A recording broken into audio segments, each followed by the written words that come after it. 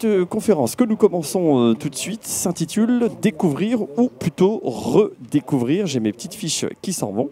Découvrir ou plutôt redécouvrir le patrimoine autrement grâce à l'art numérique. On va faire un retour d'expérience du château de Beaugency, château de lumière. Il y a bien virgule château de lumière, qui est l'un des châteaux de la Loire d'ailleurs, situé à Beaugency dans le Loiret. Et c'est aussi un centre d'art numérique. Parce que je rappelle, si vous venez de nous retrouver, cet événement Human Tech Days laisse la part belle à l'apport du numérique, du digital dans la valorisation de tout ce qui est site touristique, enfin les lieux touristiques, les lieux culturels, les édifices patrimoniaux. Nous en parlons depuis le début de cet après-midi. À mes côtés, à ma droite, il y a Anne-Sophie Acoma qui est là. Bonjour Anne-Sophie. Voilà, le micro est sur on. Vous pouvez parler. Bonjour, ça va bien? Bonjour, merci. Oui, ça va très bien. Merci en tout cas d'avoir répondu favorablement là aussi à cette invitation. On va évoquer avec vous plein de choses. Donc je rappelle que vous êtes propriétaire du château de Beaugency depuis 2020, c'est bien ça, ça fait tout juste 2 ans. Il y avait d'ailleurs, lorsque j'ai préparé cette conférence, un beau papier dans le journal Le Parisien, un article qui parlait de vous et qui titrait d'ailleurs « Le château de Beaugency, nouvel écrin de l'art numérique ». On y apprend par exemple que vous misez beaucoup sur l'art numérique, on va voir ce que c'est, pour le rendre encore plus attrayant, pour casser un peu les codes en fait. J'ai le sentiment que c'est un peu ça l'art numérique, en tout cas ce que vous proposez au château de Beaugency. Alors Anne-Sophie, première question somme toute assez basique, qu'est-ce qu'on entend par art numérique? C'est un art nouveau qui existe depuis peu ou qui existe déjà depuis un petit moment? Je vous laisse prendre votre micro. Oui, bien sûr. Alors, l'art numérique, effectivement, il est récent dans le sens où le sujet du numérique est plutôt récent. Maintenant, c'est un art qui est assez multiple, c'est-à-dire qu'il va prendre tout un tas de formats. Mais disons qu'au départ, c'est un art automatiquement qui est conceptualisé ou assisté en tout cas par des ordinateurs. Donc c'est vraiment là-dedans qu'il puise son essence. Donc on va retrouver essentiellement des œuvres qui vont être à un moment donné pilotées par un ordinateur et qui vont prendre des formats plutôt de l'image principalement, ou en tout cas pour nous ce qui nous concerne de la mise en lumière. Mais il y a une diversité d'art numérique. Donc ça veut dire on part d'une œuvre déjà existante et on va tâcher d'y apporter quelque chose de nouveau, de quoi la déformer, la mettre en lumière, au sens propre comme au sens figuré d'ailleurs, là pour le coup.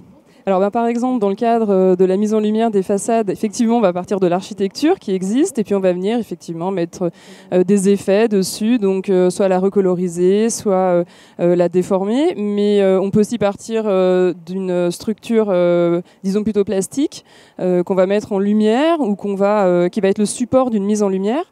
Nous, on a énormément, on a 16 œuvres au château qui, on va dire, traduisent d'une partie de l'art numérique, mais on va avoir des projections, donc on peut retrouver sur les bâtiments emblématiques des villes, les cathédrales, qu'on retrouve souvent l'été avec ces mises en lumière un peu monumentales des façades, mais on va aussi retrouver des objets plus plastiques dans l'espace public, où nous, comme on propose au château, des formats plus qui ressemblent à des sculptures et ce qu'on va appeler des installations lumineuses. Ouais, c'est ça. Alors c'est très tendance, j'imagine, surtout en cette période estivale où on retrouve beaucoup cette déclinaison de spectacles son et lumière. Les spectacles son et lumière font partie de l'art numérique, on peut dire ça comme ça? Alors nous, en tout cas, on considère effectivement qu'ils en font partie. Moi, je serais tenté de le dire comme ça. Oui, c'est vrai. Alors, c'est-à-dire qu'il y a quand même, évidemment, c'est une œuvre d'art qui est projetée et qui a une nécessité, comme je disais tout à l'heure, d'être conceptualisée. Donc, on va créer tout le contenu, en fait, nous, avec des ordinateurs. Et ensuite, on a des logiciels qui nous permettent d'adapter ces images au monument. Mais ça, c'est quelque chose que vous avez créé, c'est quelque chose que vous êtes en train d'inventer ou plutôt réinventer? Est-ce que c'est plutôt la réinvention qui irait mieux? En tout cas, essayer d'aller plus loin. Alors, c'est quelque chose qui existe depuis un certain temps. On va le retrouver par exemple à la Fête des Lumières de Lyon depuis plusieurs décennies même maintenant, je dirais. Voilà. C'est vrai. Gros événement à Lyon. Oui, tout à fait. L'année dernière, par exemple, on a proposé sur la cathédrale Saint-Jean l'œuvre Iris, par exemple. Oui. C'est un des bâtiments emblématiques un peu de la ville. D'accord. Après, nous, c'est vrai comme on a une formation d'architecte au départ, on va avoir peut-être une vision vraiment de façade, c'est-à-dire qu'on va vraiment mettre en valeur le bâtiment, et puis avec une œuvre qui est plutôt très contemporaine, donc on est moins dans quelque chose qu'on va retrouver depuis plusieurs années, qui est le son et lumière historique. D'accord. Nous, on va plutôt être sur des mises en valeur, mais avec des visuels qui sont beaucoup plus contemporains, géométriques, si vous voulez, abstraits. Finalement, c'est faire une juxtaposition des structures anciennes, en tout cas des angles, des mises en forme qui datent, pour le coup, puisqu'on parle de château, avec les nouvelles façons de mettre en perspective avec les différents angles. Je ne sais pas, ça passe aussi par projection de dessin. C'est juxtaposer ces éléments anciens avec ces éléments nouveaux et en faire quelque chose qui casse les codes. Est-ce que c'est ça ? L'idée, c'est vraiment de redécouvrir un bâtiment, par exemple, devant lequel on va passer tous les jours, et d'un seul coup, il est mis en lumière, donc on le voit complètement différemment. Voilà. Ouais. Alors c'est vrai que mon conjoint a l'habitude de dire que là où il y avait la peinture, maintenant nous on va utiliser le pixel, et puis là où il y avait un pinceau, on va utiliser les ordinateurs. C'est un peu ça l'idée, si vous voulez, en tout cas pour la partie projection, que nous on voit dans la valorisation du bâtiment à travers l'art numérique. Mais ce n'est pas le seul art numérique qui existe. Mais entre autres choses, mais c'est très intéressant ce que vous dites, parce que vous nous précisez que cet art numérique va nous permettre de voir ce que l'on a habituellement sous les yeux, ou en tout cas très souvent sous les yeux, et puis au bout d'un moment, c'est comme la déco qu'on a chez soi, on n'y prête plus attention, sauf si à un moment donné, on la met en lumière. C'est attirer l'attention j'allais dire des spectateurs, des clients. Oui, c'est attirer leur attention, leur regard d'une manière différente, peut-être avec une certaine forme de singularité. Tout à fait. Pour surprendre. Exactement. Et c'est vrai qu'au château de Beaugency, c'est un peu l'objectif. Il y a le château qui est là, donc c'est un château de la Renaissance, qui a été construit au XVe siècle.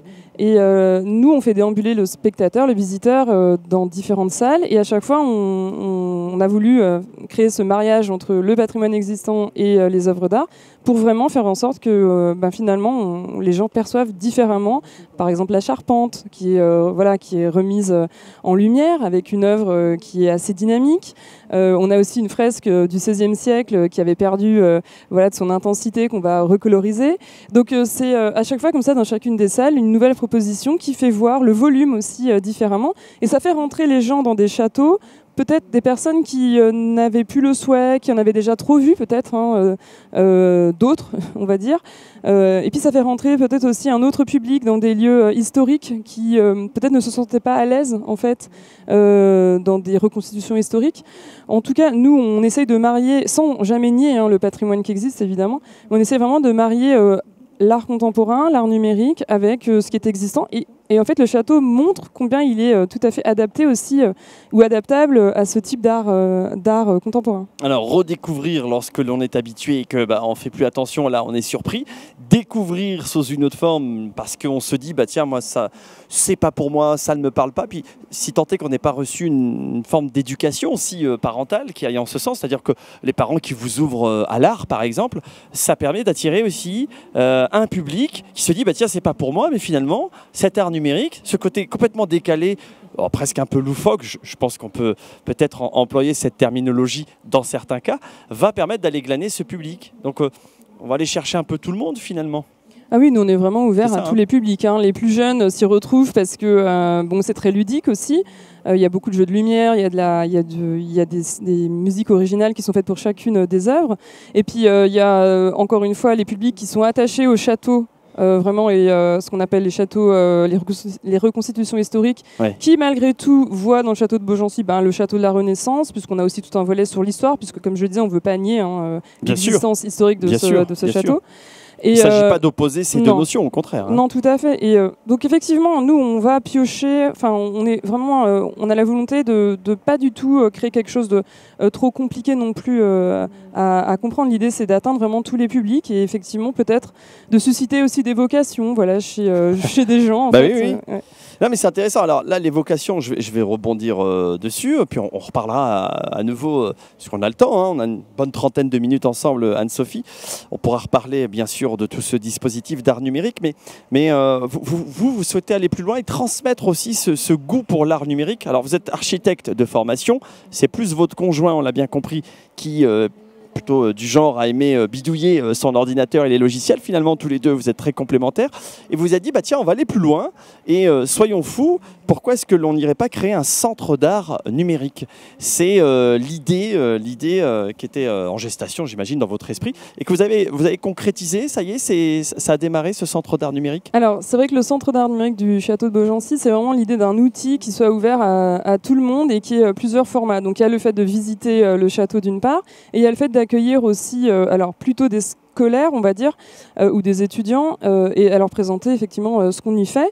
Donc, dans très peu de temps, on a la volonté effectivement d'y faire un centre de formation, peut-être pour justement que les personnes puissent avoir une approche aussi de ce qui est, alors peut-être pas l'art numérique, mais en tout cas les projections, ce qui est donc les fameux mappings qu'on va retrouver sur les façades des bâtiments. Et mapping, ce sont les cartes que l'on projette. Alors, le mapping, c'est la technique d'adapter une image à une façade ou en fait à un écran. Ah oui, j'avais tout faux. Hein. Non, mais c'est le fait de mapper. Donc en anglais, to map, c'est effectivement la carte. Oui, c'est pour ça. Cartographier. Ouais. Donc effectivement, c'est la technique en tout cas d'adapter l'image. Ouais. Donc l'idée, c'est effectivement de pouvoir permettre peut-être à des jeunes, donc on a déjà accueilli par exemple des jeunes qui sont en bac pro électricité, et quand ils ont découvert que avec un projecteur on peut faire autre chose que juste projeter un PowerPoint par exemple, ils étaient assez fascinés de savoir que voilà, il y a aussi toute une part créative. C'est génial. Donc du coup il y a toute cette technique justement du mapping, mais il y a aussi le fait de découvrir qu'avec par exemple un tube LED on peut faire une sculpture, qu'avec de la LED tout court qu'on peut adresser, c'est-à-dire lui donner finalement une séquence, elle va pouvoir s'animer au rythme d'une musique, et tout ça en fait c'est des choses qui pour les plus jeunes, enfin pour ceux qui sont en train d'étudier, mais peut-être pour d'autres en fait qui veulent tout simplement découvrir ce que c'est, comment ça se fait, ce centre de formation pourrait être effectivement assez intéressant. Ça veut dire qu'il y a clairement, est-ce que vous le mesurez? J'imagine que oui, ou peut-être au niveau des retours que vous récoltez ici ou là. Est-ce que vous mesurez une envie justement d'aller dans cette direction pour beaucoup de jeunes, par exemple? On peut s'intéresser aux jeunes ou aux adultes, de se dire tiens, ça m'intéresse, j'ai envie d'y aller parce que moi j'ai de l'appétence pour l'informatique, hein, il en faut, mais il faut aussi aimer l'art. Hein, et quand on combine les deux, ça fait un cocktail étonnant. Et vous le mesurez, ça? Vous sentez qu'il y a une envie d'aller en ce sens chez le public en général? Oui, alors en règle générale, avec les outils numériques, de toute façon, nous on a beaucoup travaillé avec des jeunes publics, et quels que soient les outils numériques qu'on utilisait, on se rend compte que alors, le jeune public est quand même très friand et puis très à l'aise avec ces outils. Donc du coup, pour eux, c'est l'outil peut-être pas du futur, parce que j'aime pas dire ça comme ça, mais un outil qui leur permettra plus tard de s'exprimer leur créativité, voilà, ça c'est sûr. Oh, je pense qu'on peut parler d'outils du futur, hein. On peut être sur des projections dans la temporalité lointaine, ça a du sens, hein, ça a du sens. En tout cas, ça peut, je pense que c'est des nouvelles, formes d'apprentissage qui vont se développer maintenant dans les lycées, dans les études supérieures. On va avoir de plus en plus ces outils numériques qui vont venir accompagner ou en tout cas compléter les autres outils. Ouais.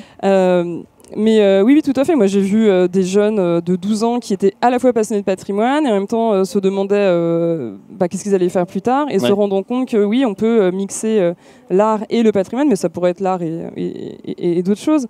Et donc, se retrouver bien, en tout cas, à travers ces outils disponibles. Non, mais c'est passionnant parce que je parlais de notion de temporalité, mais là encore, elle est intéressante, cette notion de temporalité. Je l'ai dit tout à l'heure dans des conférences précédentes, c'est qu'on a des outils modernes ici, à l'instant T, au XXIe siècle, qui vont encore se développer, on l'imagine, dans les années à venir.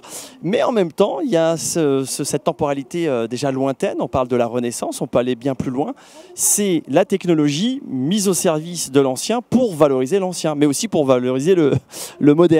Est-ce que vous êtes d'accord avec cette approche, cette dualité temporelle, mais pas si dans la dualité que ça? Non, bah, tout à fait. C'est-à-dire que moi, tous les jours, par exemple, on a une salle immersive au château, je me dis, voilà, ça c'est la salle des gardes. Voilà, elle a été créée il y a 600 ans pour des gardes. Et là, aujourd'hui, dedans, on a des projections, en l'occurrence en ce moment sur Van Gogh. Et c'est vrai que je me dis, c'est assez étonnant parce que le château s'y prête très bien, les murs s'y prêtent très bien, ils accueillent tout à fait en fait ces visuels qu'on projette. En même temps, je pense qu'ils n'auraient jamais imaginé qu'on fasse ça en fait dans la salle des gardes quand ils ont il y a 600 ans, je ne pense voilà, pas. Non. C'est ça. Ou c'est pareil quand on fait des spectacles nocturnes dans la cour du château, on vient recoloriser cette façade qui a priori n'a jamais eu de couleur. Et du coup, c'est assez intéressant de faire cette plongée un peu dans le temps, de revenir en arrière et de se dire c'est formidable de se dire qu'aujourd'hui, même sans détériorer en fait la façade, on ne fait rien en fait. Hein. Ah ouais. On peut la coloriser comme on veut, quand on veut, et la déformer. Alors, est-ce que dans cet art numérique, Anne-Sophie, vous me direz si c'est possible ou pas, est-ce qu'on peut reconstituer genre des hologrammes pour imaginer la vie qui régnait à l'époque, il y a 600 ans, dans le château, dans les salons, dans les cuisines? Est-ce que l'art numérique pourrait permettre cela ou le permet déjà? Je ne sais pas, par exemple, j'entre en cuisine et voilà, je vois des hologrammes et puis de la sonorisation avec des bruits d'époque. Alors après, il faudrait les retrouver, il faudrait demander à des historiens, mais est-ce qu'on peut imaginer ça? Ah oui, il y a un vrai travail entre ce que nous on va faire, effectivement, des architectes, des historiens comme vous disiez, des archéologues par exemple, de reconstitution, c'est sûr. Nous par exemple, on a déjà réfléchi au fait d'accompagner notre visite par exemple d'un personnage historique, vous voyez, qui va peut-être venir raconter la partie historique de ce qu'on va découvrir au château. Donc ça, c'est tout à fait possible de l'envisager. C'est possible de l'avoir via son smartphone. Après, c'est vrai que nous, au château, comme on a énormément de choses qui sont déjà autour du numérique, on aime bien aussi que les gens aient un fascicule papier. Et puis, ça leur permet d'avoir aussi un format souvenir, on va dire, avec lequel ils peuvent repartir, ce qui n'est pas forcément le cas, des fois, d'un audio guide ou d'une tablette. Quand c'est dématérialisé, c'est plus compliqué de repartir avec votre tablette. Nous, on est beaucoup dans l'image déjà, alors l'idée d'avoir des choses concrètes, des fois, c'est pas mal. Mais oui, on a un projet, par exemple, de reconstitution du castrum de la ville de Beaugency en 3D, où il va y avoir tout un travail à la fois de numérisation du castrum, mais aussi un travail historique. Donc du coup, pour vous, ça revêt la nécessité d'aller faire des recherches, de se mettre en lien avec, alors on l'a évoqué, des historiens ou autres. C'est ce qui fait aussi la singularité de votre métier, ce côté très, très passionnant, en tout cas de ces projets. Oui, ça c'est très transversal. Donc, alors surtout là, on a un objet architectural, le château, qui nous permet vraiment énormément de choses, d'aller piocher justement dans tous ces domaines. Donc c'est effectivement passionnant. Alors en plus, c'est vrai qu'en France, on a un patrimoine riche, j'ai envie de dire presque inépuisable pour nous. Ça. Donc à chaque fois qu'on fait un spectacle, par exemple, on va vraiment se renseigner, on va vraiment chercher quelle est l'histoire du bâtiment pour qu'on soit au plus juste dans ce qu'on va raconter, même si c'est abstrait, on veut pouvoir raconter des choses qui sont vraiment attachées au patrimoine. Puis il en va aussi de votre crédibilité. Tout à fait. C'est mieux de diffuser des informations qui sont exactes. Hein, c'est ça. Là, vous allez vous retrouver avec des passionnés ou des historiens, on dit attendez Anne-Sophie, mais là on n'y est pas, c'est pas du tout ça. Non, on est très très pointilleux sur l'histoire déjà du château et en règle générale, moi c'est quelque chose qui me passionne parce que effectivement je suis architecte, mais j'ai aussi travaillé dans le domaine du patrimoine et des monuments historiques. Donc pour moi, impossible de passer à côté d'une recherche véridique. Oui. Voilà, c'est mieux en tout cas, et puis ça permet là encore de diffuser de la connaissance, le numérique au service de la connaissance et du savoir, et d'une certaine manière de l'ouverture d'esprit. Vous êtes garante aussi de la continuation de la diffusion de ces informations, de ce contenu historique. Tout à fait. Là, par exemple, le château a eu plusieurs périodes d'ouverture, de fermeture. Un site, un monument historique comme celui-ci qui a traversé l'histoire, qui est un témoin de l'histoire fermé, c'est un peu dommage en fait, parce que du coup, en fait, il ne transmet plus rien, on va dire. Nous, le fait de l'avoir réouvert en centre d'art numérique, on lui redonne aussi une vie, on va dire. On lui réinsuffle une vie.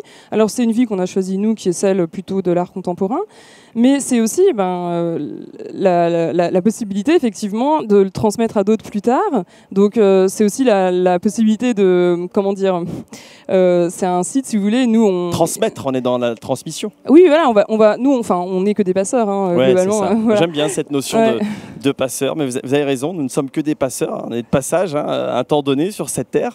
Et il faut avoir à l'idée que, on le disait, il y a 600 ans de ça, il y avait déjà des personnes qui vivaient dans ce château. Et on peut aussi imaginer que dans 600 ans, en 2622, il y aura d'autres êtres humains qui feront autre chose de ce château. En tout cas, on espère qu'il sera encore là. Voilà, mais c'est vrai que c'est la preuve en tout cas que finalement, il a pu avoir de multiples usages et que ça ne l'a pas empêché de nous être transmis aussi. Ouais, c'est ça. Bon, après, si on s'attarde à l'actualité de ces dernières semaines, on est amené quand même à se demander si dans 600 ans on sera encore là, mais j'ai envie de vous dire qu'on va être optimiste quand même. Les pierres, oui. Ouais, les pierres sans doute. Mais oui, non, mais encore une fois, hein, alors on plaisante, on fait un peu d'humour évidemment, mais voilà, encore une fois, il y a cette notion de temporalité que je trouve très intéressante. Vous savez, ce continuum espace-temps qui périclite à travers les années, les décennies et les siècles. Et vous êtes là encore une fois pour nous le prouver, Anne-Sophie. Qu'est-ce qui vous a donné envie de reprendre ce château? Parce que, je l'ai dit en introduction de cette conférence, vous êtes la nouvelle propriétaire de ce château. Qu'est-ce qu'à un moment donné, vous avez dit avec votre conjoint, tiens, allez, si on se lançait? Évidemment, c'est cet amour des pierres, hein, j'imagine. Oui, alors déjà, on cherchait un lieu remarquable et effectivement, le patrimoine, on y est très attaché au départ. Après, c'est jamais une réflexion linéaire, c'est-à-dire qu'on cherchait Pardon ? Ça fluctue. Oui, c'est ça. On cherchait un lieu au départ et puis à force de chercher, on est tombé sur le château de Beaugency qui correspondait, on va dire, on n'avait pas fait une liste de critères, mais il y avait plein de choses en fait qui nous semblaient importantes pour qu'un centre d'art numérique puisse se pérenniser en fait sur un territoire. Et le château de Beaugency correspondait parfaitement à cela et en plus ça tombait bien parce qu'il était à vendre. Alors après, nous on vient d'un site plutôt urbain, on a vécu 10 ans à Strasbourg avant d'arriver à Beaugency et donc il fallait aussi qu'on ait une continuité d'une vie urbaine. Et Beaugency, le château étant situé en plein cœur de la ville, c'était parfait pour nous, pour nos enfants. Ça nous permettait facilement de continuer à vivre sans souci, sans problème. Et on peut. Après, évidemment, ça nous a appris plein de choses. Donc, je veux dire que c'est très. Le fait d'avoir un château, c'est vraiment au quotidien quand même je vais pas dire un fardeau parce que c'est faux. C'est quelque chose où on a une vraie responsabilité. Voilà, c'est ça, j'allais dire responsabilité, parce que mine de rien, c'est quand même une gestion au quotidien qui est lourde. Oui, parce que on a toujours un peu peur pour lui, puis malgré tout il y a des travaux. C'est tout un ensemble de choses. Mais en tout cas, ça nous semblait tout à fait correspondre à ce qu'on cherchait. En plus, j'avoue, le centre Val-de-Loire est quand même une région qui est très touristique, donc c'était quand même plutôt positif pour l'activité qu'on allait y proposer. La prise de risque était mesurée. Moins importante, on va dire. Vous m'avez parlé, quand on s'était eu au téléphone, Anne-Sophie, encore une fois, puisqu'on a parlé de cette conférence, d'un musée, je crois, si j'ai bien pris mes notes. Donc ça va, je prends de bonnes notes. Vous me rassurez, parce que là j'ai eu un doute. Un musée numérique que vous projetez d'ouvrir à la rentrée septembre. Exactement. Alors le musée numérique, c'est le sous-titre de la Microfolie. Donc la Microfolie, c'est un dispositif qui est proposé par la Villette, donc de Paris. Le musée numérique, on va l'accueillir, on est en train de finaliser sa conceptualisation et il va effectivement ouvrir en septembre, un peu pour aussi être dans le calendrier des scolaires. Donc notre objectif à travers ce musée numérique, c'est de proposer, encore une fois à tous les publics, un accès gratuit aux œuvres de plus de 110 musées français et internationaux. Donc d'avoir accès à des chefs-d'œuvre, si vous voulez, qui sont numérisés, d'où le côté de musée numérique. Et c'est-à-dire que après c'est classé donc soit par artiste, soit par thématique. Et quand on accueille un groupe scolaire, l'enseignant peut choisir une thématique et puis à travers en fait les œuvres qui sont numérisées, va pouvoir présenter cette thématique. Par exemple, je prends le paysage, ils vont découvrir tout un tas d'œuvres picturales ou des fois des sculptures, peu importe, qui traitent de cette thématique. Et du coup, les enfants vont pouvoir s'approcher aussi plus facilement des œuvres que ce qu'ils pourraient le faire dans un musée où on est obligé d'être en retrait, si vous voulez. Donc là, il y a vraiment un côté à la fois pédagogique et ludique, puisqu'il y a beaucoup de jeux aussi autour de chacune de ces œuvres. Donc c'est vraiment l'idée d'amener déjà dans des espaces, par exemple comme la ville de Beaugency, où il n'y a pas de musée qui présente des chefs-d'œuvre, déjà d'amener des œuvres au contact d'un public, et puis aussi de le faire de manière aussi peut-être plus ludique que ce qu'on pourrait faire, je sais pas moi, au Louvre, où on est obligé d'être derrière des barrières. Alors j'allais rebondir. Ça veut dire que si j'ai en face de moi en projection numérique Mona Lisa, la Joconde, peinte par Léonard de Vinci. Exactement. C'est bien ça. Et bien si aussi. C'est-à-dire que je vais pouvoir zoomer aussi pour voir peut-être des détails. Ouais, les détails et peut-être aussi ce qu'a voulu nous transmettre Léonard de Vinci, que je ne pourrais peut-être pas voir si je vais au Louvre. Alors bien sûr, il faut aller au Louvre et c'est très, très important d'y aller, c'est très beau, mais voilà, on peut zoomer, on peut voir les détails, les paysages, pourquoi il y a telle couleur, tel paysage. Exactement. Il y a vraiment tout un panel d'ateliers qui sont liés à chacune de ces thématiques, donc c'est vraiment très intéressant et j'invite vraiment les enseignants à venir découvrir, alors parce qu'il y a des personnes qui ont des microfolies pas très loin de leur établissement scolaire. Hein. Nous, on va traiter essentiellement notre territoire, mais j'invite vraiment les enseignants à nous rencontrer, puisque c'est gratuit en plus, et à venir découvrir la collection en fait, de cette microfolie. Alors, je rebondis sur l'actualité. Je ne sais pas si vous avez lu ce qui s'est passé au musée du Louvre. Je crois que c'était cette semaine ou la semaine dernière. Il y avait un spectateur qui s'est amusé, et attention, c'est grave, a jeté des bouts de gâteau sur Mona Lisa et la sécurité l'a plaqué littéralement au sol. Et je sais que la direction du Louvre a déposé plainte parce que là, on est sur quand même des œuvres d'art très importantes, symbole de la France aussi, et on vient du monde entier. Donc là, on pourra jeter des bouts de gâteau. Vous nous direz rien a priori sur de la projection numérique. Non, ça devrait aller. C'est un écran, donc c'est aussi tout l'intérêt, on va dire, de certaines des installations, c'est qu'effectivement on les voit. Maintenant, c'est souvent sur des tablettes, c'est souvent sur des écrans. Donc évidemment, il y a la solidité de la chose, mais en règle générale, avec les enfants, justement, c'est très adapté parce que ils veulent toucher les gamins. Oui, voilà. Et donc là, vous allez répondre à cette demande. C'est pour ça que vous dites, puisqu'on est diffusé sur Internet, YouTube, Facebook, mais aussi le site officiel humantechdays.fr. C'est la thématique de cet après-midi, cette grande tournée régionale avec la région Centre-Val de Loire. Vous travaillez aussi avec les collectivités, vous vous rapprochez des collectivités, des pouvoirs publics pour pouvoir monter en puissance. Anne-Sophie, c'est en projet, c'est en gestation? Alors on a commencé effectivement, notamment avec la région Centre-Val de Loire. On vous laisse les coordonnées de François Bonneau, le président. On fait partie du dispositif Nouvelle Renaissance. Ouais. Donc là, on a plusieurs projets avec eux à venir. Donc des projets autour, par exemple, de dîner au château. Très bien. On a des concerts aussi qui sont prévus. Un événement assez intéressant, la Nuit des Châteaux aussi, qui a lieu chaque année vers la Toussaint. Ouais. Donc avec la région, on a déjà des attaches. Également avec notre département de rattachement, qui est le Loiret, qui nous soutient beaucoup, en tout cas au niveau du tourisme. Ce qui est une bonne chose. Voilà, effectivement. La ville, bien sûr, aussi de Beaugency nous soutient, la communauté de communes à laquelle on appartient. Ouais. Après, c'est un travail à faire qu'on amorce. Donc il y a beaucoup de gens, beaucoup d'acteurs à rencontrer. Donc on est au début.